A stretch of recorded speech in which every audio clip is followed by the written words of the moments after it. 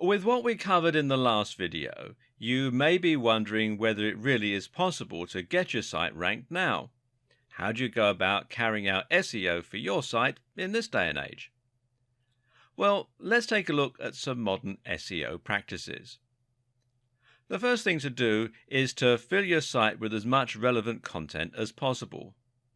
Notice how SEO and content marketing naturally go hand in hand already? Again, this content should be long form, at least occasionally, and should contain links to other sites. Again, the same things that make your content high quality for your readers are the things that Google wants to see. Do some keyword research to find what people are searching for and what you should try to target to get the ideal traffic to your site.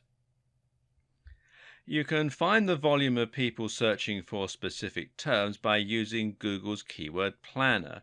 Come here to adwords.google.com/keyword planner and then sign in using your Google ID. It's all very straightforward.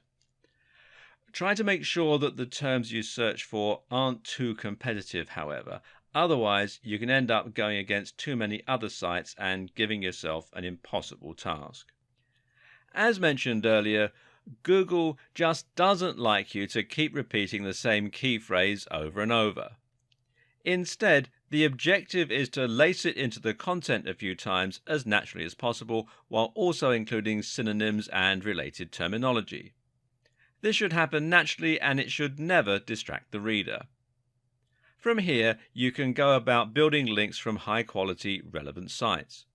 These are certain sites that Google already trusts, and you can spot these by looking at which ones are already at the top of Google and which ones are featured in Google News.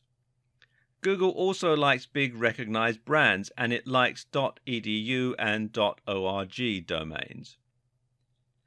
While it might be hard to get links from those sites, you can think of this a bit like degrees of separation. In other words, if you can't get a link from Harvard University, look for a site that does have a link from Harvard and see if you can't get a link from them. One of the best strategies you can use to build links is something called guest posting. Here, you're essentially going to contact big blogs and offer to write content for them for free. This content needs to be relevant and high quality, so they will be tempted to go ahead and publish it. Rather than charging for your writing, what you then do is make it part of the deal that you will get a link back to your website within the body of the text. One way to avoid going head-to-head with the biggest players in your niche is to focus on local SEO. Local SEO is simply SEO that places local keywords front and center. So if you live in Santa Monica and you run a hairdresser, then you would try to rank for Santa Monica hairdresser, and you will build links from other local companies. It's much easier to become number one for a specific search term like this. Even if you're running an international business, it can be a good idea to start local and then branch out once you've built a local momentum. Lastly, a few things that can help to keep you in Google's good books. Avoid anything that looks spammy or manipulative. Try to avoid patterns and encourage your visitors to share your links online. That's what Google really likes to see, sites with lots of links on the strength of their quality.